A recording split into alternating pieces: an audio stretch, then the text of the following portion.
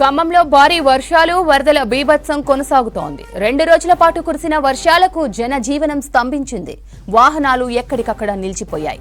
ఖమ్మం టౌన్లోని కాల్వొడ్డు దగ్గర లారీలు నిలిచిపోయాయి. లారీల ఇంజన్లోకి వరద నీరు చేరడంతో అవి స్టార్ట్ అవడం లేదంటున్నారు డ్రైవర్లు. ఇక ఖమ్మంలో కాల్వొడ్లో ట్రాఫిక్ జామ్ కు సంబంధించి మరిన్ని డీటెయిల్స్ కదీర్ అందిస్తారు. కదీర్, చెప్పండి, ఏంటి లారీలు ఆగిపోయాయి, పనిచేయట్లేదని చెప్తున్నారు, అప్డేట్స్ ఏంటి? స్రవంతి, ఈరోజు ఖమ్మం కాల్వొడ్డు ఎఫ్సీ గోడాం వద్ద చూసుకున్నట్లయితే భారీగా ట్రాఫిక్ జామ్ అవుతుంది. దీనికి ప్రధాన కారణం ఏంటంటే ప్రధానంగా రోడ్లపైన లారీలు, డీసీఎం వ్యాన్లు, అదేవిధంగా టాటా ఏసీలు, ఆటోలు ఇలాంటివన్నీ కూడా ఎక్కడికక్కడ నిలిచిపోవటమే. అంటే ఇక్కడ ఎఫ్సీ గోడాం ఉండటంతో పాటు పక్కనే సమీపంలో గాంధీ చౌక్ ఉంది. ఎక్కువగా వర్తక వాణిజ్య వ్యాపారాలు ఇక్కడ కొనసాగుతూ ఉంటాయి. దానికి సంబంధించిన లోడ్ మెటీరియల్ ఏదైనా తీసుకురావాలంటే ఇదే లారీలలో తీసుకొని వస్తుంటారు. ఇక్కడే పక్కనే బైపాస్ రోడ్ ఉంది కాబట్టి ఎక్కువగా ఎఫ్సీ గోడాం వద్ద ఎక్కువగా లారీలు ఆగిపోతూ ఉంటాయి. ఈ లారీలు ఒకవేళ పక్కకు జరిపినట్లయితే భారీగా ఇక్కడ ట్రాఫిక్ జామ్ అయ్యేది కాదు. కానీ లారీల నుంచి ఇక్కడ నుంచి తొలగించినట్లయితే ట్రాఫిక్ సజావుగా కొనసాగేది. కానీ ఇక్కడ అలాంటి పరిస్థితి కనపడటం లేదు. మున్నేరు పక్కనే ఉండటం కారణంగా అన్ని ఇక్కడ వరదంతా ఇటు రోడ్లపైకి రావడంతో ఇక్కడ దాదాపుగా అన్ని ట్యాంకులలోకి నీళ్లు పోయి, అదేవిధంగా ఇంజన్లలోకి నీళ్లు పోయి ఈ లారీలు కదల్చలేని పరిస్థితిలో ఉన్నాయి. దాదాపుగా ప్రతి ఒక్కరు ఉదయం నుంచి వచ్చి దీనికి సంబంధించి రిపేర్ కార్యక్రమం అనేది చేస్తూ ఉన్నారు. ఉదయం నుంచి ట్యాంకులన్నీ కూడా ఖాళీ చేస్తూ ఉన్నారు. ట్యాంకులలో డీజిల్కి బదులు నీళ్లు వచ్చి చేరడంతో ఇంజన్లు స్టార్ట్ కాకపోవడంతో ఇంజన్ మొత్తం కూడా సీజ్ అయిపోయింది.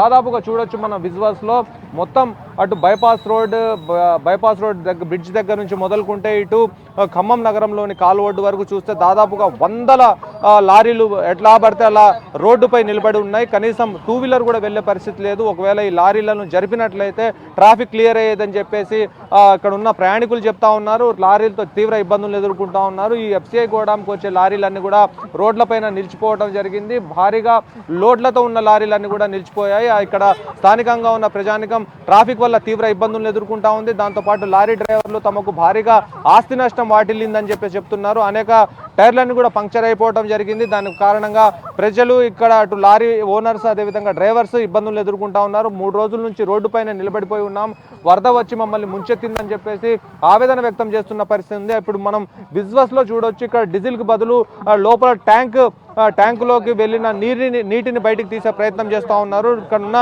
డ్రైవర్లతో కూడా మనం మాట్లాడే ప్రయత్నం చేద్దాం. మీరు వచ్చి ఇక్కడికి ఎన్ని రోజులైంది? లారీల పరిస్థితి ఏ విధంగా ఉంది? ఈరోజు దారుణంగా ఉందండి. 3 రోజులు అయిపోయింది. అటు 3 రోజులు నిన్న మరీ దారుణంగా ఉండి మొత్తం లారీలు మొత్తం పైకి కొట్టుకొచ్చినాయి. డీజిల్ ట్యాంకులలో నీళ్ళు వచ్చేసినాయి, ఇంజన్లలో నీళ్ళు వచ్చేసినాయి. డ్రైవర్లు ప్రాణాలు అరిచేతిలో పెట్టుకొని బయటపడటం అయింది. రాత్రి 10కి, రాత్రి 10:30కి బయటపడ్డాం మేము. ప్రాణాలు మొత్తం అరిచేతిలో పెట్టుకొని ఏ అధికారి కూడా ఎవరు రాలేదు ఇక్కడికి. మా పరిస్థితి దారుణంగా ఉంది. దాదాపు 100 నుంచి 150 బండ్లు ఉన్నాయి ఈ పరిధిలో. మొత్తం ఎక్కడో పెట్టిన బండ్లు మొత్తం కొట్టుకొచ్చి ఇక్కడ కాగినాం. ప్రాణాలు బండ్లు చేతులు సేయం పట్టుకొని చిన్నగా అట్నే చిన్న వరద మీద అట్నే వచ్చి పక్కన పెట్టుకున్నాం. ఇక్కడ పక్క వచ్చినా కూడా ఇంజన్లలో నీళ్ళు వచ్చేసినాయి. అన్నిట్లలో ఇంజన్లోకి, ట్యాంకులలోకి, గేర్ బాక్స్లలోకి అన్నిట్లలోకి వచ్చేసినాయి. బాగా దారుణంగా ఉందండి. దాదాపు 200 లారీలు. అంటే ఎన్ని లారీలు ఇలా ఇబ్బంది అవుతుంది? ఈ లారీలు ఇవన్నీ తీయాలి అంటే ఏం చేయాల్సి ఉంటుంది? ఈ లారీలన్నీ మొత్తం తీసి మెయిన్ రోడ్డు పెట్టుకున్నాం. కానీ అనుకోకుండా ఈ ఉర్దుత మొత్తం పెరగడం వల్ల ఎక్కడికక్కడ మా క్షేమాన్ని కోరుకున్నా కూడా లాభం లేకుండా పోయింది. కనీసం దాదాపు 200 లారీలు పైగా నీట మురికి మొత్తం జలంలో అయిపోయినాయి. చాలా ఆస్తి నష్టం పడ్డది. కాకపోతే ప్రభుత్వం కొంచెం స్పందించితే మాలాంటి వాళ్ళకి కొద్దిగా ఆదుకోవాలని మేము అభినయంగా మేము కోరుకుంటున్నాం. ఆ మురికి కాలువ, అది డ్రైనేజీ వాటర్ కాలువ ఒకటి ఉంది, అది మొత్తం కింద పంప్ లైన్ పెట్టడం వల్ల సిటీ వాటర్ మొత్తం ఇటు పోటేసి ఎటు లేకుండా భయభ్రాంతులు చేసింది. ఆ సిటీ కాలువకి ఎంత డబ్బు ఖర్చు అయిందో అంతకన్నా డబల్ ఆస్తి నష్టం ఖర్చు అయిపోయింది. దీని గురించి ఆ కాలువ గురించి కూడా కొద్దిగా చేయాల్సిందే మేము కోరుకుంటున్నాం. ఇది సారథినగర్ మునిగిపోవడం కారణం ఈ కాలువ వల్లే. సారథినగర్ మొత్తం మునిగింది. ఆ ఏటి వాటర్ మొత్తం ఇటు వచ్చేసి అటు పైకి ఎక్కడం వల్ల మొత్తం కూలిపోయి ఇది అయిపోయింది. ఇంతకనగా ఏ వరదలు నా పుట్టిన కానీ నేను చిన్నప్పుడు 10 సంవత్సరాలు 1986లో వచ్చిన వరదని కూడా దీనికన్నా డబల్ అయి వచ్చింది ఉద్ధృత. ఇది 29 ఏళ్ళ చరిత్ర దీనికి రాసింది ఇది. అయితే ఇప్పుడు అసలు ఈ లారీని ఇక్కడ నుంచి తీసుకెళ్ళాలి, పక్కకు తీసుకెళ్లాలంటే ఏం చేయాలి? ప్రభుత్వం నుంచి ఏం కోరుతున్నారు మీరు? ఇక్కడ లారీని పక్కకు తీయాలంటే మెయిన్ మెకానిజం రావాలండి. ప్రతి ఒక్క లారీకి మెకానిజం చేస్తే, మెకానిజం పరంగా అయితే లారీ బయటికి వెళ్ళగలిగింది. లేకపోతే ఇక్కడి నుంచి కదిలే పరిస్థితి లేదు అసలు. మెయిన్ కూడా ఒక లారీకి వెళ్ళినా ఒక 40 నుంచి 50 వేల రూపాయలు ఖర్చు అవుతుంది. 40-50 రూపాయలు ఖర్చు అవుతుంది. ప్రభుత్వం మమ్మల్ని ఏ పరంగా ఆదుకోవడం. మెయిన్ ఇంత వాటర్ ముప్పుకోవడం కారణం ఈ గోళపాడు కెనాల్ కాలువ అనేది పునరుద్ధరణ చేయకపోవడం వల్ల, ఈ ఛానల్ కాలువ ఎక్కడ బూర్చి పడటం వల్ల ఇంత వాటర్ పైకి రావడం జరిగింది. ఇంతవరకు 1984లో వచ్చింది కానీ ఇంతవరకు రాలేదండి. మళ్ళీ ఇది ఫస్ట్ టైం 84లో ఇంత కూడా రాలా. ఇది ఫస్ట్ టైం రావటం, ఖమ్మం చరిత్రలో ఇంత రావటం అనేది ఫస్ట్ టైం. లోతట్టు ప్రాంతాలలో మొత్తం ఖాళీ చేసి బయటకు వచ్చేసినాం. ఇది రోడ్డు సేఫ్గా నిలబడితే రోడ్డే మునిగిపోయే పరిస్థితి ఉంది. మీ ప్రాణాలు అరచేతిలో పెట్టుకొని బయటకు వెళ్ళిపోవాల్సి వచ్చింది. ఎక్కడున్న బండ్లు అక్కడ వదిలిపెట్టిపోయినాం. చాలా వరకు బయట తీయగలిగినాం కానీ ఇక మాకు ఓపిక లేదు. ఇక అప్పటికి మేము కొట్టకపోయే పరిస్థితి వచ్చింది కాబట్టి బండి బయటికి వెళ్ళిపోయాను. మన ఖమ్మం జిల్లాలో 3 మంత్రులు ఉన్నారండి. వాళ్ళు స్పందించి మాకేమైనా ఆర్థిక సాయం చేయగలుగుతున్నామని ప్రభుత్వాన్ని కోరుతున్నాం. అంతే, రెండోది.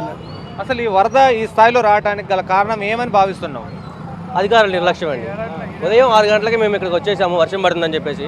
పక్కనే మా యార్డ్ ఉండేసి పార్కింగ్లో వచ్చేసి మొత్తం 200 లారీల నుంచి 300 లారీల వరకు అక్కడ పార్కింగ్ పెట్టుకుంటాము డైలీ. సో ఎర్లీ మార్నింగ్ 6 గంటల వర్షం పడుతుంది, ఫ్లోటింగ్ మున్నేరు రివర్ ఫ్లోటింగ్ ఉందని చెప్పేసి అన్నీ బయటకు వచ్చేసాము.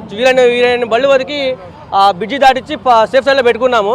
కొన్ని బళ్ళకి ఏదైతే ఉందో మెయిన్ ట్రాఫిక్, ఇప్పుడు వచ్చిపోయే ట్రాఫిక్ ఉంటారు కదా, వాళ్ళు ఆగి ముందు మెయిన్ సమస్య ట్రాఫిక్. వీళ్ళు వచ్చి పొయ్యలు పోకుండా ఆగి సెల్ఫీలు దిగడం, మున్నేరు వాటర్ని చూడడం, ఆగిడం వల్ల బళ్ళు ఫ్లోటింగ్ జామ్ అయిపోయినాయి.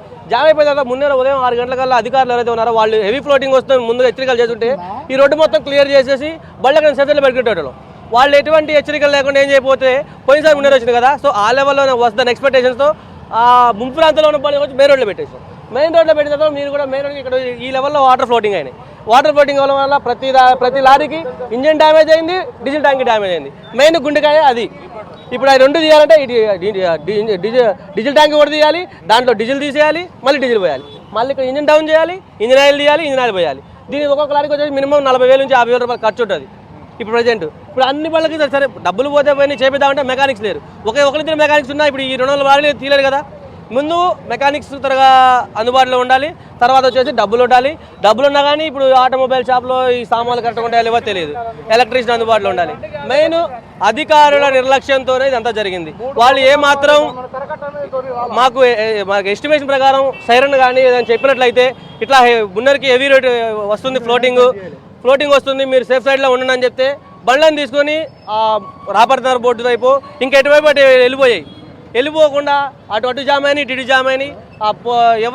కనీసం ట్రాఫిక్ పోలీసులు కూడా సరైన ఇంటిమేషన్ లేదు, ఏమీ లేదు. బళ్ళు ఆపారు కానీ ఎందుకు ఆపారు, దేనికి ఆపారు అనేది కరెక్ట్ ఇన్ఫర్మేషన్ లేదు.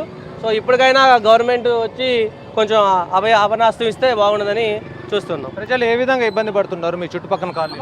నిన్న ఉదయం 10 గంటల నుంచి 9 గంటల 10 గంటల సమయం నుంచి మా డ్రైవర్లు అయితే ఓనర్లు అయితే ఫ్లోటింగ్ వస్తుందని చెప్పేసి బండిలో క్యాబిన్లో ఎక్కి కూర్చున్నారు.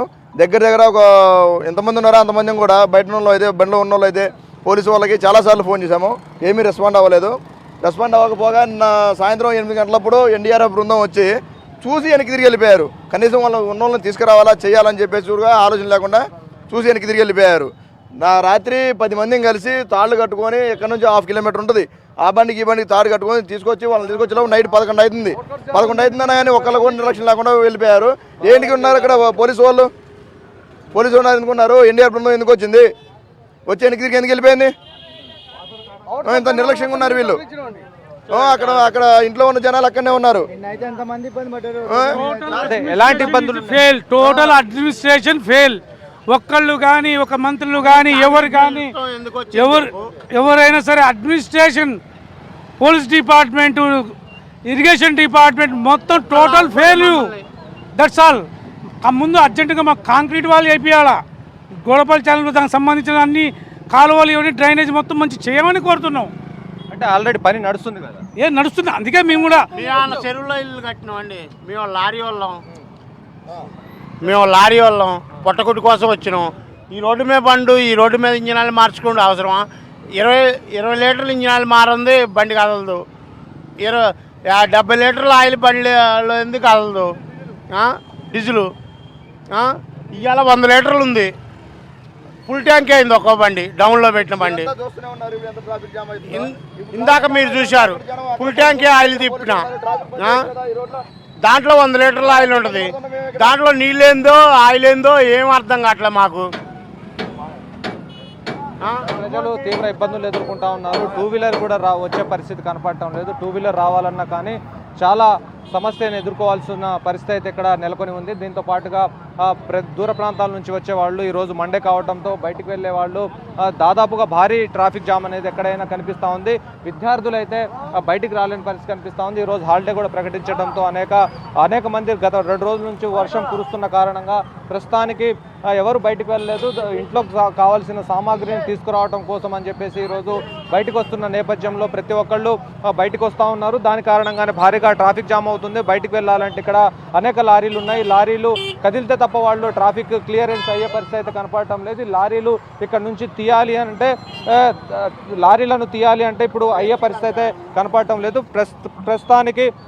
ప్రస్తుతం ఖమ్మం నగరంలో ఇట్లా కాలువడ్డు ఎఫ్సీ గోడాం వద్ద పరిస్థితి అయితే చాలా భీకరంగా అయితే ఉంది. ఇక్కడైతే ట్రాఫిక్ క్లియరెన్స్ చేస్తే తప్ప ఇక్కడ పరిస్థితులు సర్దుమణిగేటట్టు కనపడటం లేదు. శ్రవంతి.